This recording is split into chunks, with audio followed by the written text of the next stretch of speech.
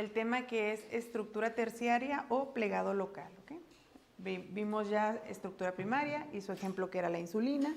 Vimos también estructura secundaria y su ejemplo que eran las proteínas fibrosas. Y ahora, como ustedes yo creo pudieron haber visto en su guía de temas, vamos a ver estructura terciaria. Bueno, esta es la parte 6 de estructura terciaria y son las características de la estructura y vamos a ver como ejemplo la mioglobina. Bueno, la estructura terciaria, esa es la organización tridimensional única que adoptan las proteínas globulares cuando se pliegan en su conformación funcional. Nosotros reconocemos las estructuras terciarias porque normalmente son estas conformaciones globulares que clásicamente nos representan sobre todo cuando vemos una enzima. Y estas se forman por las interacciones en las cadenas laterales de los aminoácidos. Está en negritas aquí porque esta parte es fundamental para entender cómo se forman los plegamientos de esta proteína. Si se acuerdan, en las hélices alfa, que por supuesto pueden estar contenidas dentro de una proteína con un nivel estructural terciario cuaternario, o en las láminas beta, las interacciones que permitían esas conformaciones eran puentes de hidrógeno, pero las cadenas laterales no participaban como tal en esas interacciones, sino que eran el grupo amino y el carboxilo, ¿verdad? Bueno, aquí sí, para tener esta conformación son las cadenas laterales las que permiten darle estabilidad a estas proteínas. En las proteínas en soluciones acuosas, las cadenas laterales hidrofóbicas se agrupan al interior, mientras que las hidrofílicas suelen quedar en la superficie y eso les permite a las proteínas pues, mantenerse en un ambiente acuoso. ¿Cuáles son algunas de las características de estas estructuras terciarias? Bueno, tenemos acercamiento de residuos de aminoácidos que están distantes. Por ejemplo, si ustedes ven cualquiera de estas imágenes de estructuras terciarias y logramos ubicar un extremo de la cadenita como el que está aquí, podemos ver que este plegamiento hace que a lo mejor un aminoácido que esté en una posición muy inicial, no sé, el número 10, pueda estar en contacto con uno que esté en la cadena lineal mucho más lejos. Puede estar en contacto el 10 con el 300, el 10 con el 30, y este acercamiento de residuos de aminoácidos distantes es una característica importante de las estructuras terciarias. También es importante saber que este tipo de empaquetamiento o de compactación de la cadena polipeptídica es muy eficiente y excluye las moléculas de agua del interior de la proteína para que se quede esta estructura más compacta y que sea eficientemente empaquetada. Las estructuras terciarias se caracterizan también por presentar dominios estructurales, los cuales son regiones independientes o que se pueden ubicar de manera independiente en las proteínas y que se dan sobre todo en aquellas proteínas que tienen más de 200 aminoácidos. Ahorita vamos a ver con más detenimiento qué es un dominio, pero es una característica importante de las estructuras terciarias. Y también nos dice el libro de McKee que hay algunas proteínas modulares o en mosaico que contienen dominios repetitivos con funciones específicas como la fibronectina, que interactúa con el colágeno y con la matriz extracelular. Y estas proteínas modulares o en mosaico también son un tipo de proteínas en la estructura terciaria. El acercamiento de los residuos de aminoácidos distales en la secuencia se debe al plegamiento. Es como si ustedes agarraran un resorte de un cuaderno y lo hicieran bolita. Seguramente van a conectar o acercar regiones que en el resorte extendido o que si todavía lo extienden más, pues posiblemente no estarían cercas. Bueno, esto igual, como que lo repetí, ¿verdad? El empaquetamiento es eficiente, presenta dominios estructurales y vamos ahora sí a ver qué son los dominios en las proteínas. Los dominios son unidades en términos de estructura y de función que son independientes pero que están dentro de una proteína. Quiere decir que si ustedes se imaginan la estructura tridimensional de una proteína, hay regiones de esa proteína que tienen una forma o una estructura característica y una función característica. Y de hecho, si en esa proteína nosotros recortáramos la secuencia de ese dominio, podría cumplir su función de manera independiente del resto de la proteína. Esos dominios se forman a partir de combinaciones de motivos estructurales supersecundarios. Acuérdense que los motivos eran estas estructuras supersecundarias y normalmente le otorgan a la proteína alguna función en específico.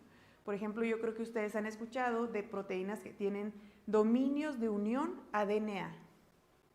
¿Okay? Hay muchas proteínas que tienen el mismo dominio, aunque no sean las mismas proteínas, el dominio es una característica estructural y funcional que está presente en proteínas distintas que tienen o comparten algún tipo de funciones y de manera independiente esa región de la proteína pues le otorga esas características de funcionalidad a las proteínas.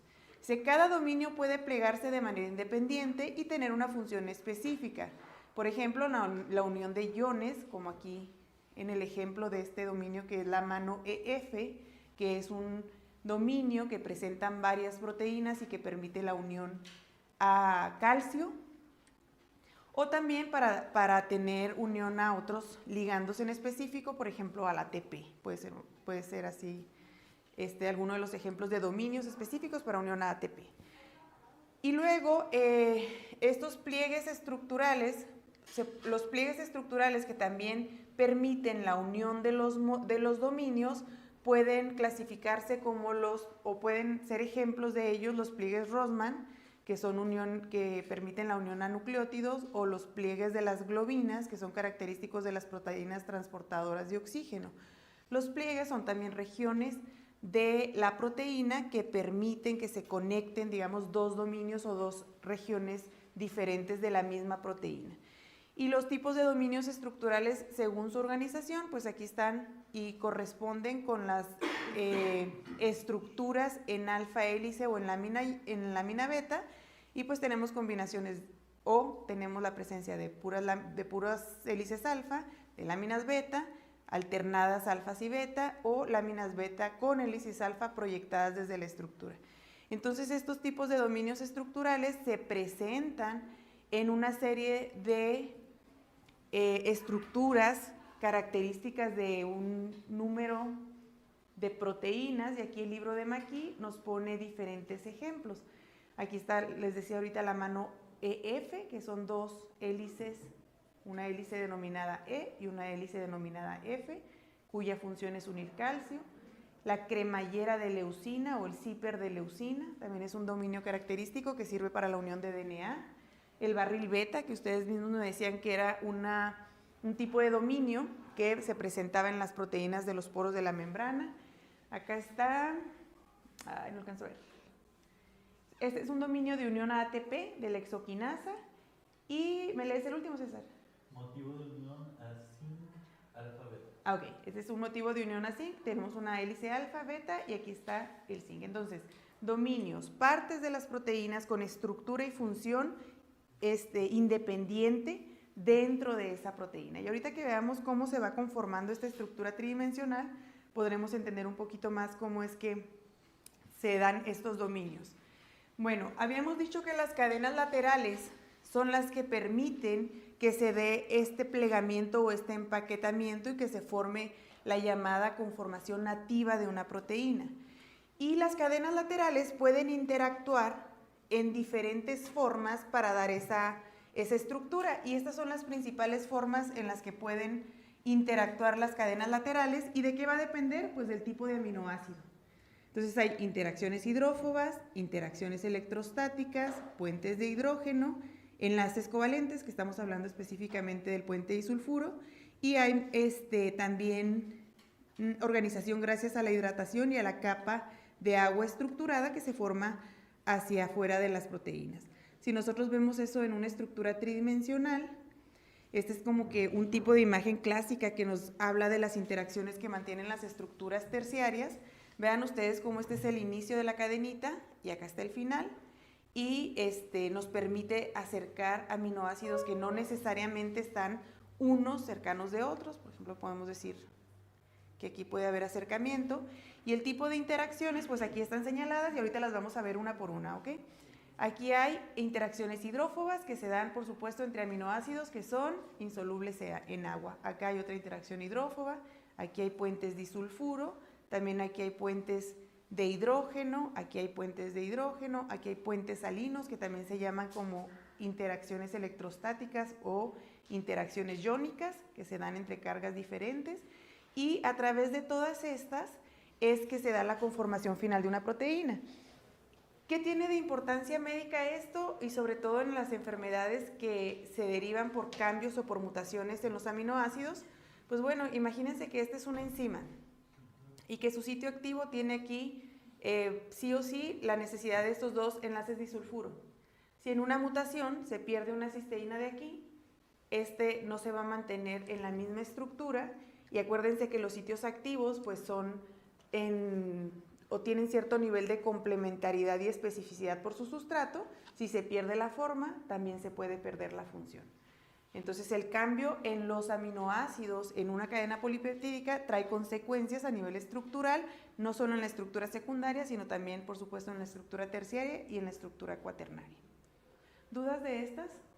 Vamos a ver una por una, ¿ok? Interacciones hidrófobas. Dice, son la principal fuerza impulsora del plegamiento proteico. Los grupos R hidrofóbicos, como el de la valina, leucina, isoleucina y fenilalanina, se agrupan en el interior de la proteína y excluyen el agua del centro de la proteína. Aquí está la representación de una interacción hidrófoba. No son como tal enlaces, no hay compartimento de electrones, simplemente es un sistema de atracción entre iguales. Y los iguales pues son aminoácidos que son insolubles en el agua, por eso nos representan así con estas marcas la interacción hidrófoba. Aquí el ejemplo pues es una isoleucina, que ustedes saben que no es polar, y una leucina, que también es un aminoácido no polar. Dice, este efecto libera moléculas de agua aumentando la entropía, lo que favorece el plegamiento.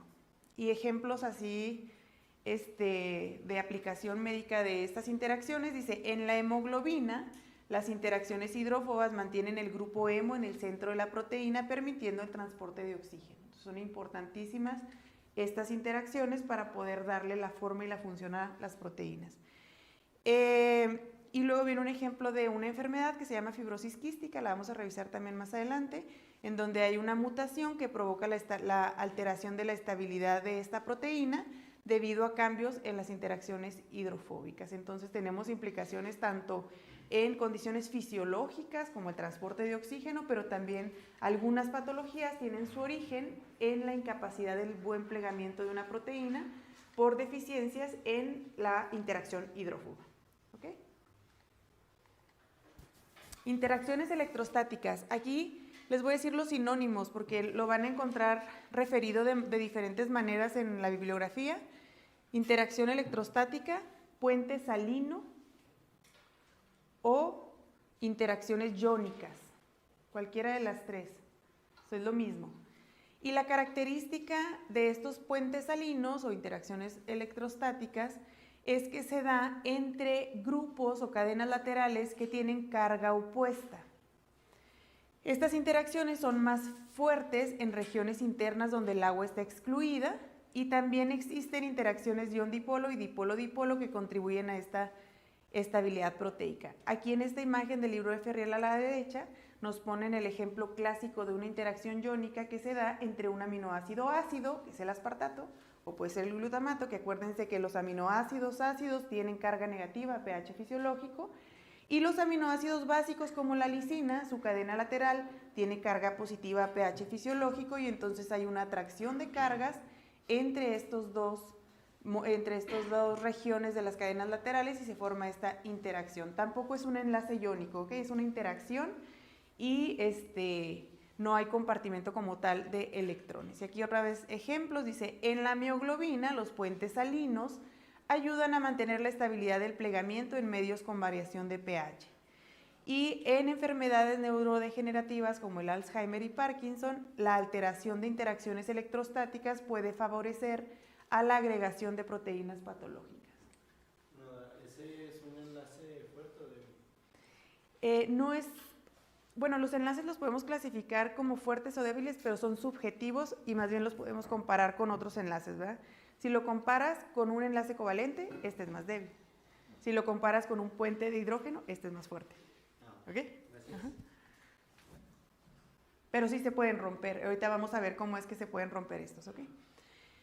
Puentes de hidrógeno. Se forman entre los grupos polares de las cadenas laterales o con el agua.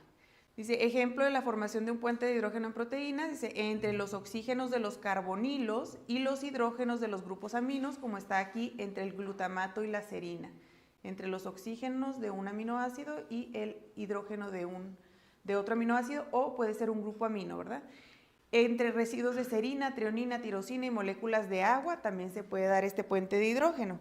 Y aquí en estos ejemplos como más prácticos y más del área médica dice, en la estructura o en las estructuras del colágeno, los puentes de hidrógeno, como lo veíamos ayer, de la hidroxiprolina y la hidroxilisina, pues le dan estabilidad a la triple hélice. Y mutaciones en el colágeno tipo 1 causan osteogénesis imperfecta.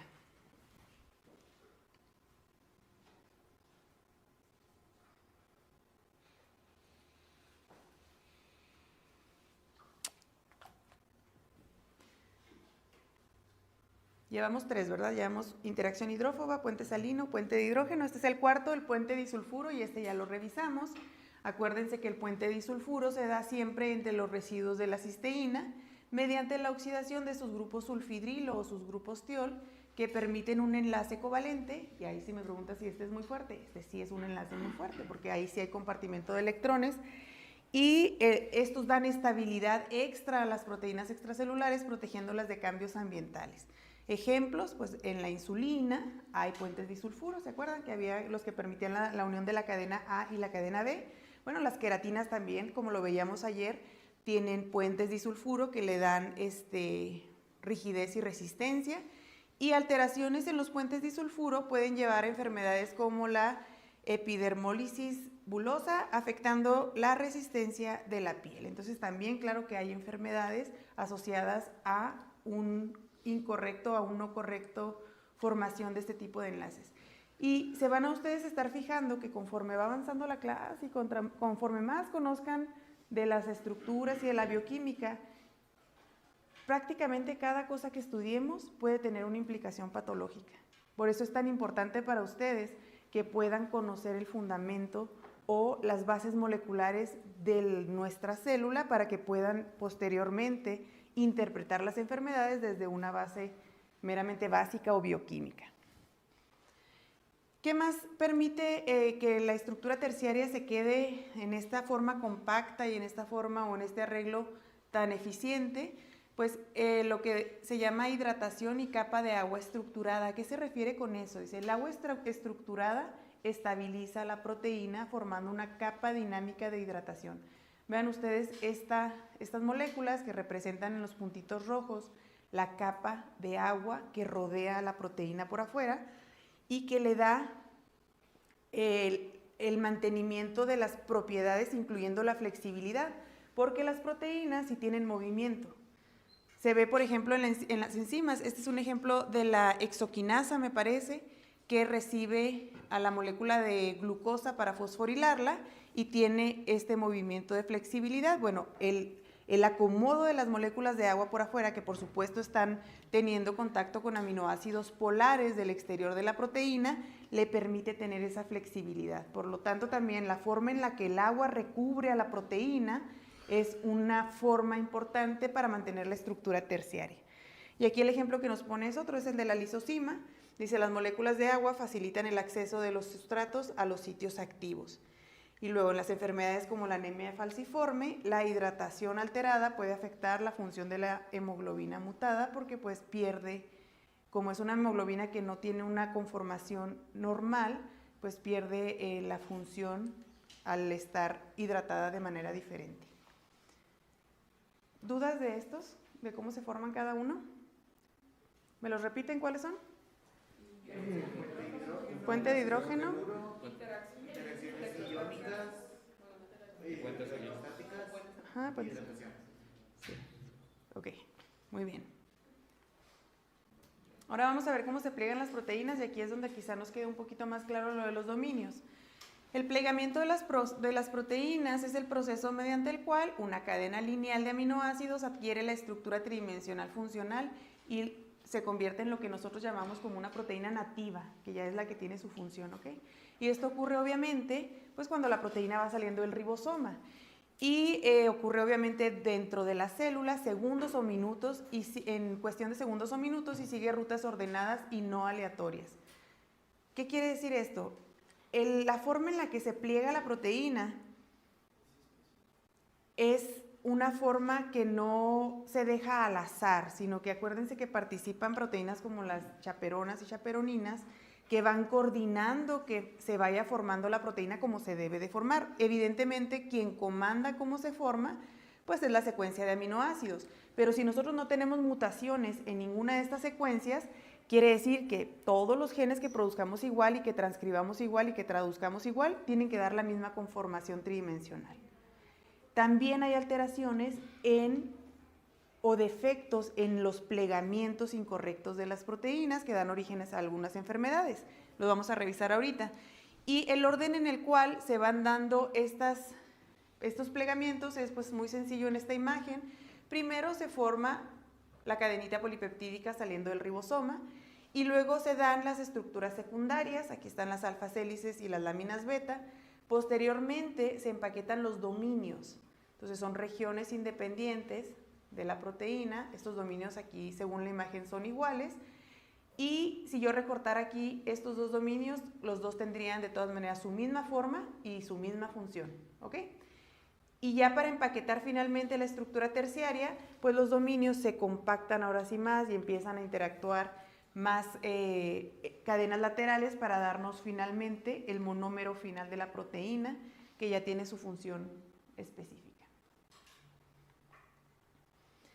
Y luego, aquí es importante que también conozcamos un concepto que se llama desnaturalización de las proteínas. ¿A qué les suena desnaturalización? Que se destruye, ¿verdad? Bueno, hay algo importante aquí. La desnaturalización implica la pérdida de la estructura tridimensional, que puede perderse la estructura secundaria y terciaria, pero no implica la ruptura de los enlaces peptídicos. De hecho, los enlaces peptídicos son súper fuertes.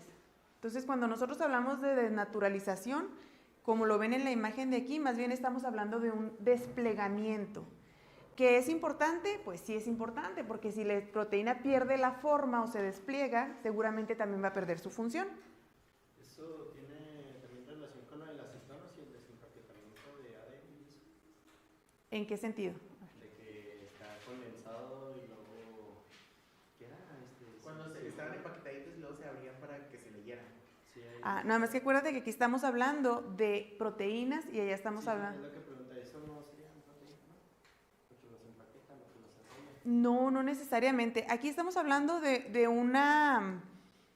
un proceso que de hecho no debería ser normal, digamos, en donde la estructura tridimensional de una proteína funcional se pierde por cuestiones que pueden ser por cuestiones adversas, temperatura, pH, ¿sí?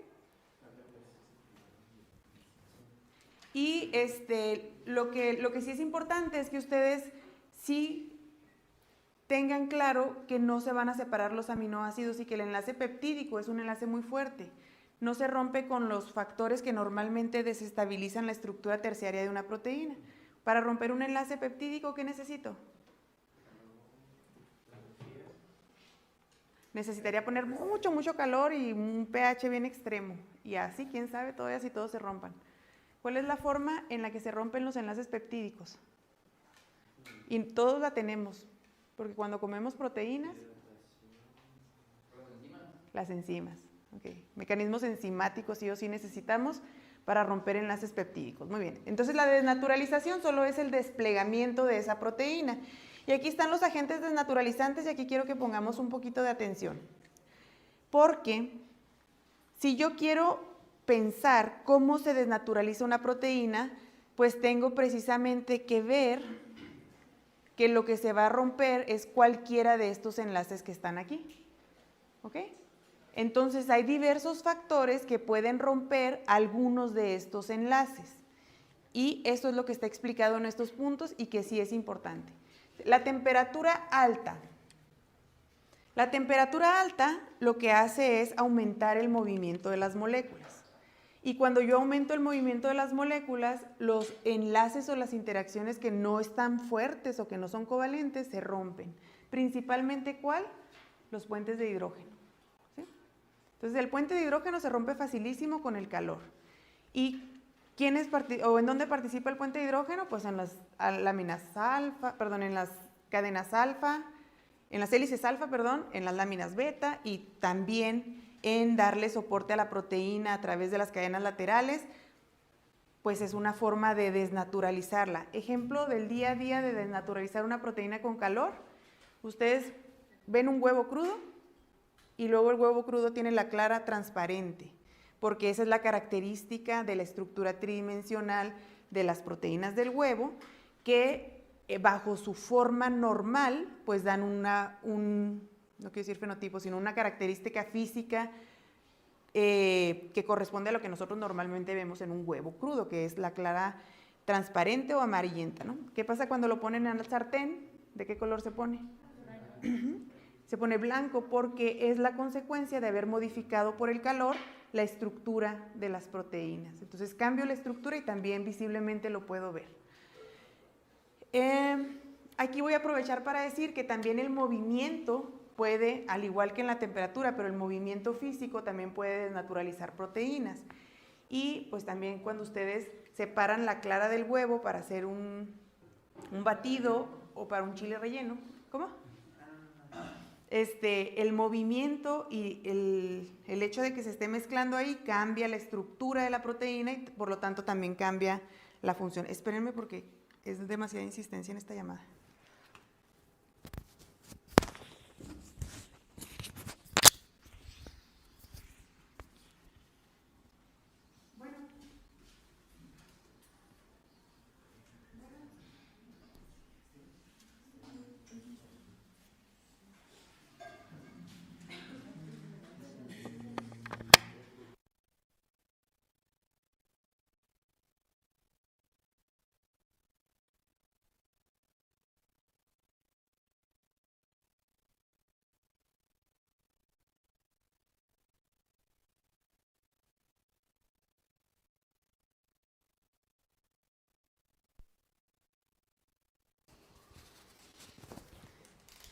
Muy bien, entonces les decía que también el movimiento puede desestabilizar interacciones y puede dar origen a la desnaturalización de una proteína.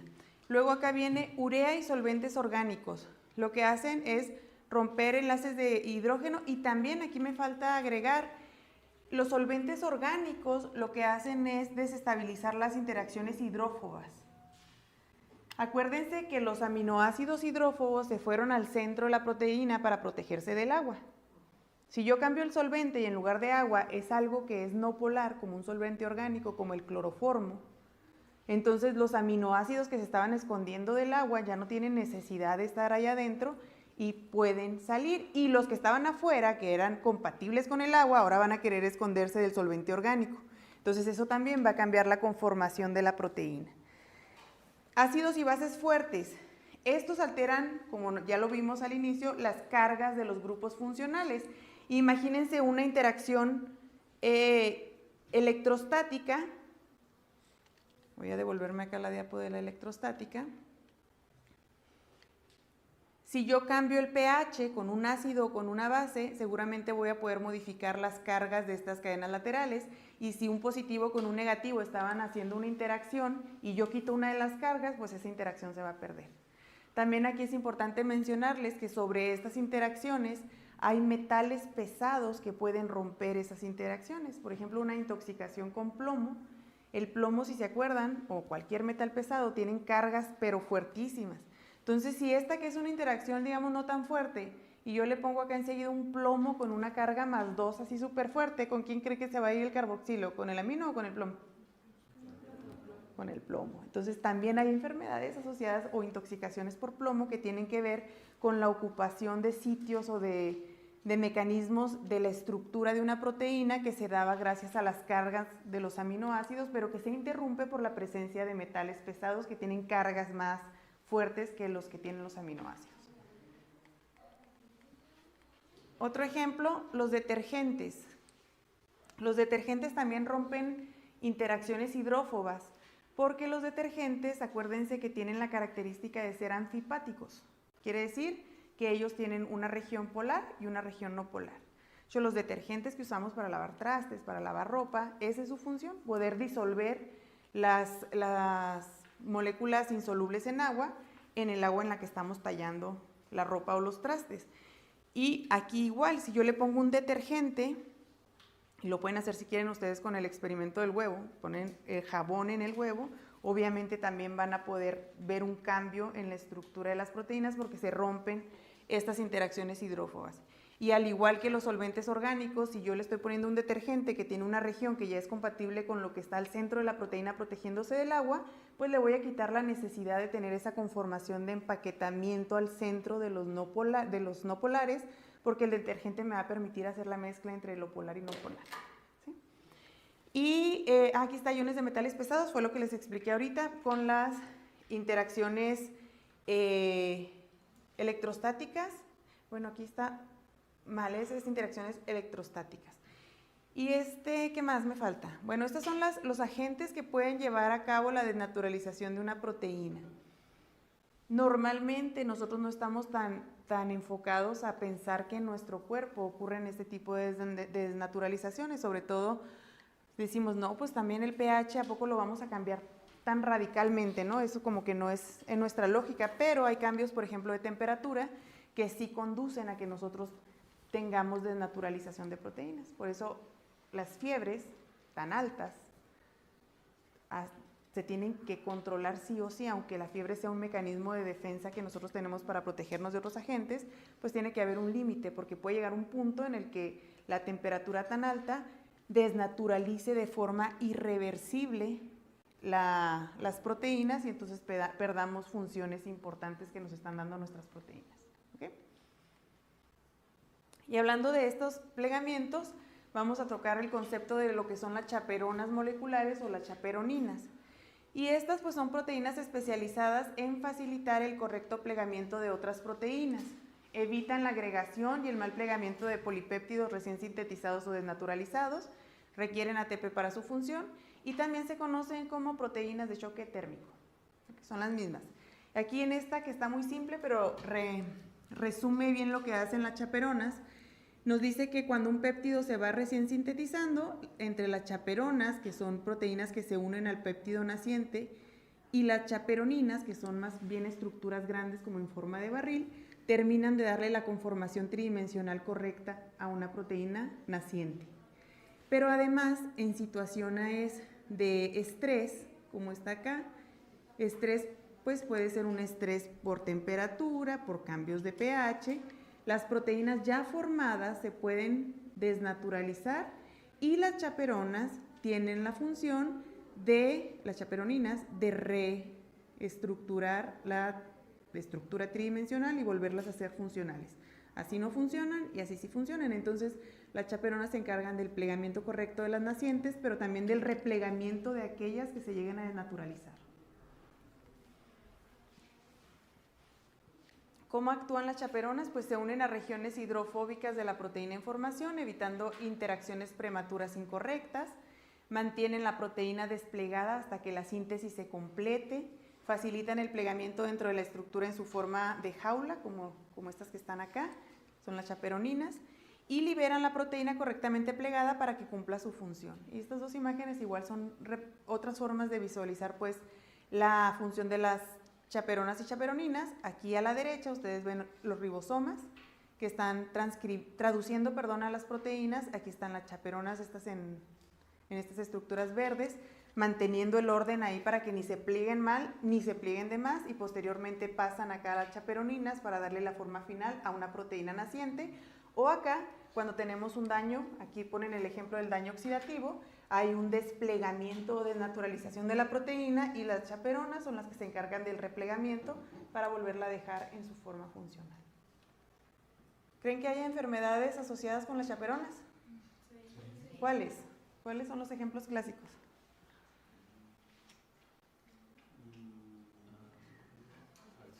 Alzheimer, sí. Muchas neurodegenerativas, ahí las vamos a ver.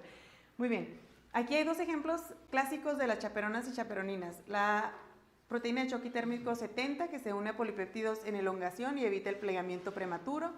La 60, que esta es una chaperonina o un barril, y forma estructura tipo jaula, en donde la proteína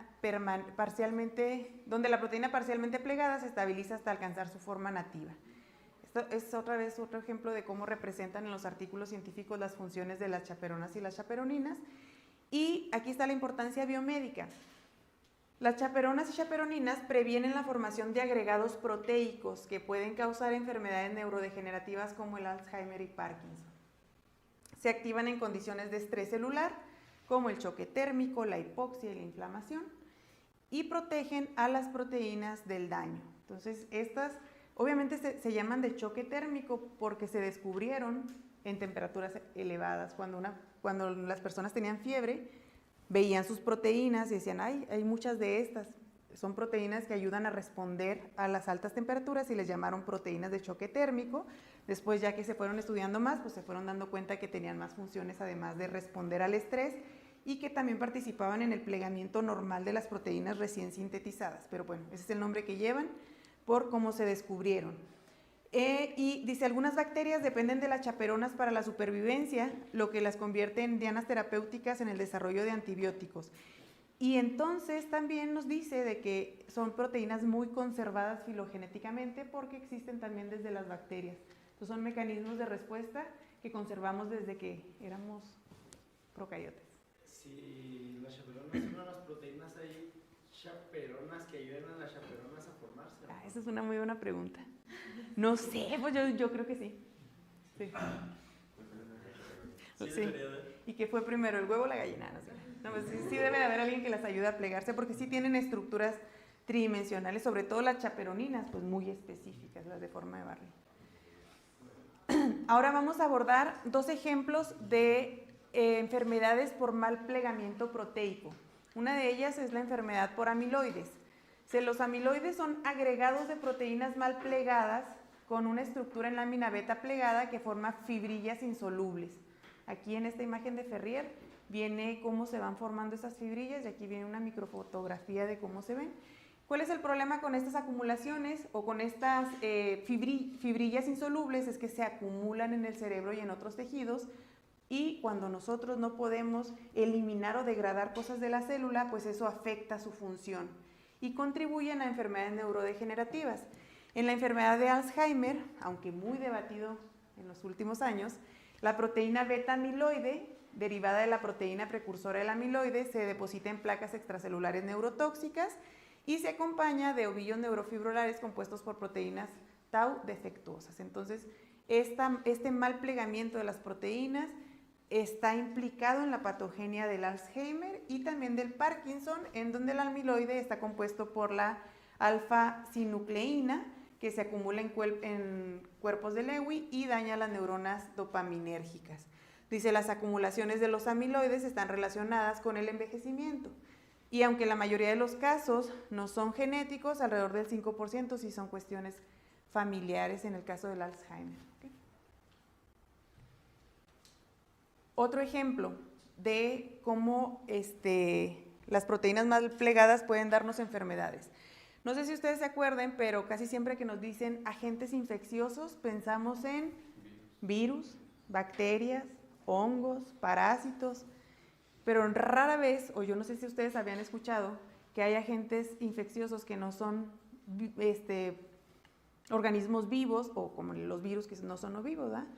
En esta enfermedad, el agente infeccioso es una proteína, los priones. Ajá. Estas enfermedades se llaman prionosis.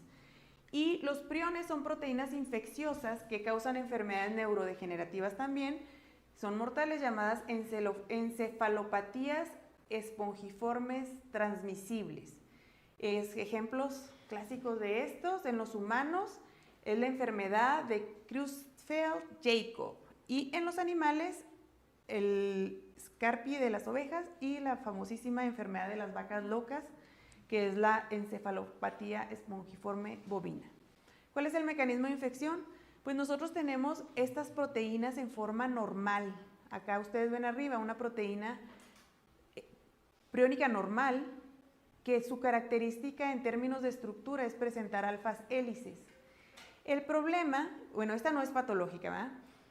Sin embargo, hay un punto en donde hay una infección con una proteína que está mal plegada que conduce al mal plegamiento de las proteínas del mismo tipo. Si se fijan, aquí está llegando una proteína que es la misma proteína en términos de secuencia, pero está mal plegada. En lugar de tener alfas hélices, tiene láminas beta. Y esta tiene la capacidad de inducir el mal plegamiento de esta otra.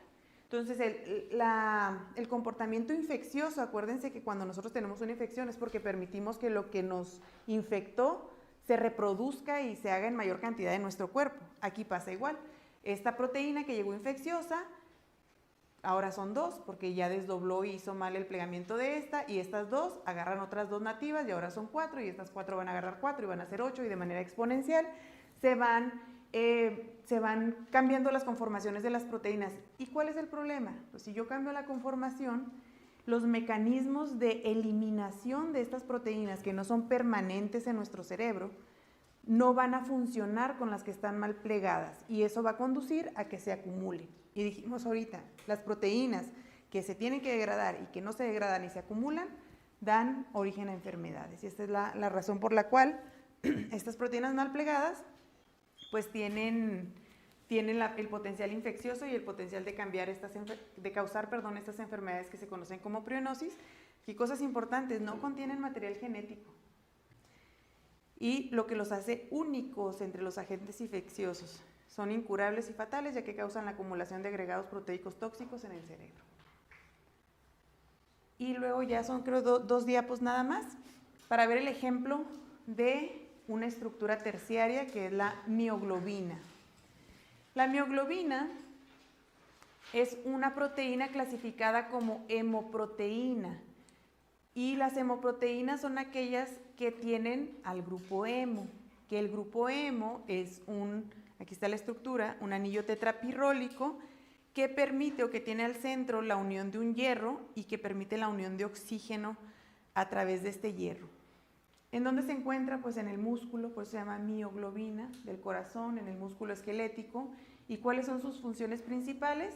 Reservar oxígeno para situaciones de alta demanda.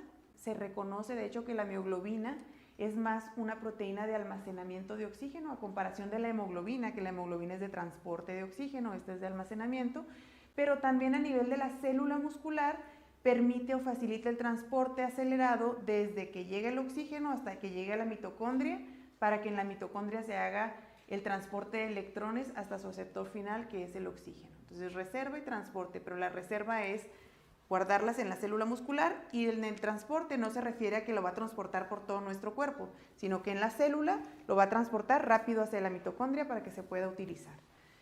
Comparaciones: la mioglobina es monomérica y almacena oxígeno, la hemoglobina es tetramérica y transporta oxígeno en la sangre. Acá están dos formas de representar la mioglobina arriba, y la hemoglobina, que es la de la próxima clase, está aquí, es un tetrámero, tiene 4 cadenas polipeptídicas. Este es un ejemplo de una estructura terciaria, este es ejemplo de la estructura cuaternaria.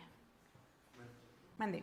Sí, ahí acaba de decir que la mioglobina también servía para transportar oxígeno, y dice que la incomparación es que transporta oxígeno a la hemoglobina. Es que este es en la sangre. Ahí la otra... Es nada más a nivel de la célula, te lo transporta bien rápido a la mitocondria, pero adentro de la célula.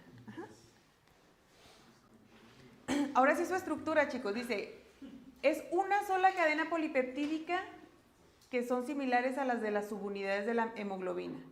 Tiene alto contenido en hélices alfa, casi el 80% de la estructura está en hélices alfa, y están organizadas en 8 segmentos, nombrados de la A a la H. Tiene una estructura compacta que está estabilizada por interacciones hidrofóbicas, tiene giros beta y la presencia de prolina, que son los que hacen que terminen las hélices. O sea, por ejemplo, hélice A, y hay un giro o una prolina que lo rompe, y luego sigue otra hélice B, y luego un giro o una prolina para la C. Y eso es lo que quiere decir esta parte en donde dice terminan las hélices estabilizando la estructura con puentes de hidrógeno y puentes salinos. Los aminoácidos de la mioglobina al interior, aquí en verde, se organizan ¿quiénes? Los hidrofóbicos, muy bien, y al exterior los polares. Hay dos excepciones que creo que, si no traigo la diapo, sí la traigo. Ahorita se los explico, dice, los aminoácidos polares están en la superficie, lo que permite la interacción con el agua mediante puentes de hidrógeno, y la hidrofobicidad del interior ayuda a mantener la estructura compacta. Mutaciones en la región hidrofóbica pueden alterar su función y la estabilidad de la mioglobina. Y luego vean aquí en todas estas imágenes cómo nos explica que el grupo hemo entra en una hendidura hidrofóbica de la mioglobina. Y ustedes ven en esta imagen de Ferrier que dice A, B, C, D, E, F, G, H. Cada uno de estos bracitos es una hélice alfa. Salud.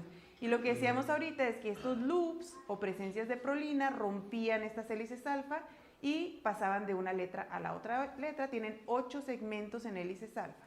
El grupo hemo se acomoda al centro de la molécula y la excepción de este núcleo hidrofóbico en cuanto a los aminoácidos es la presencia de 2 histidinas. Hay una histidina que se llama histidina proximal y una histidina que se llama histidina distal en esa hendidura hidrofóbica. Una está en la hélice F, otra está en la hélice E. La histidina proximal es quien permite la unión del grupo hemo a la parte proteica. El grupo hemo se conoce como grupo prostético. Es un grupo que no es proteína y que está unido de manera permanente a esta proteína.